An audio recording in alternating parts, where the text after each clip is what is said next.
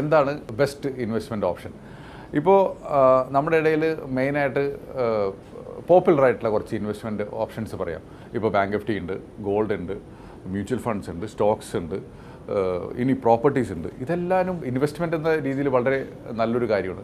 ഏത് ഇൻവെസ്റ്റ്മെൻറ്റ് നമ്മൾക്ക് ബെസ്റ്റ് ആണെന്നുള്ളതാണ് ഇതിലുള്ള കാര്യം. അപ്പോൾ ബെസ്റ്റ് ഇൻവെസ്റ്റ്മെൻറ്റ് ഓപ്ഷൻ നോക്കണേൽ നമ്മൾ നോക്കേണ്ട ഏറ്റവും പ്രധാനപ്പെട്ട കാര്യം why are we investing this, എന്തിനാണ് നമ്മൾ ഈ ഇൻവെസ്റ്റിംഗ് നടത്തുന്നതെന്നാണ്.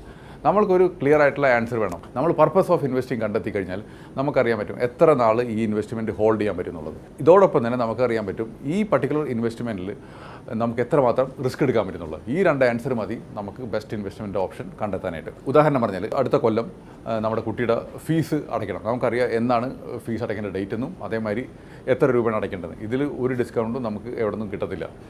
അപ്പോൾ നമുക്ക് രണ്ട് ഓപ്ഷൻ ഉണ്ട്. ഒന്ന്, നമുക്ക് ലംസം മണി അവസാനം കണ്ടെത്താം, അല്ലാന്നുണ്ടെങ്കിൽ ഈ മാസം തുടങ്ങിയിട്ട് ഒരു നിശ്ചിത സംഖ്യ കൂട്ടിക്കൊണ്ടേയിരിക്കുക. ഈ ടൈപ്പ് ഓഫ് ഇൻവെസ്റ്റ്മെൻറ്റിൽ നമുക്ക് ഒരു റിസ്ക് കൊടുക്കാൻ പാടില്ല. ഇൻവെസ്റ്റ്മെൻറ്റ് എപ്പോഴും റിസ്ക് ഫ്രീ ആയിട്ട് ഒരു ബെസ്റ്റ് ഇൻട്രസ്റ്റ് കിട്ടാവുന്ന ടൈപ്പ് ഇൻവെസ്റ്റ്മെൻറ്റ് ആയിരിക്കും. അപ്പോൾ ബാങ്ക് നിഫ്റ്റി നല്ലതായിരിക്കാം, അല്ലാന്നുണ്ടെങ്കിൽ മ്യൂച്വൽ ഫണ്ടിൽ തന്നെ കുറച്ച് ലിക്വിഡ് ഫണ്ട്സ് എന്നൊക്കെ പറഞ്ഞിട്ട് അത് നല്ലൊരു ഓപ്ഷനായിരിക്കാം. അതിൽ നിശ്ചിത സംഖ്യ ഇൻവെസ്റ്റ് ചെയ്തിട്ടുണ്ടെങ്കിൽ നമുക്ക് ആ കൊല്ലെത്തുമ്പോൾ നമുക്ക് വേണ്ട റിട്ടേണും കിട്ടും, നമുക്ക് ആ ഫീസ് അടയ്ക്കാനും പറ്റും. ഇനി നമുക്കൊരു ഫാമിലി ആയിട്ട് ഒരു വെക്കേഷന് പോകണമെന്നൊരു പ്ലാൻ ഉണ്ടെന്നുണ്ടെങ്കിൽ, നമുക്ക് 2 കൊല്ലം കഴിഞ്ഞിട്ട് വെക്കേഷന് പോകണമെന്നാണ് പ്ലാൻ എന്നുണ്ടെങ്കിൽ, ആ വെക്കേഷൻ ഡേറ്റ് നമുക്ക് അങ്ങോട്ടും ഇങ്ങോട്ടും മാറ്റാനുള്ള ഫ്ലെക്സിബിലിറ്റി നമുക്കുണ്ട്.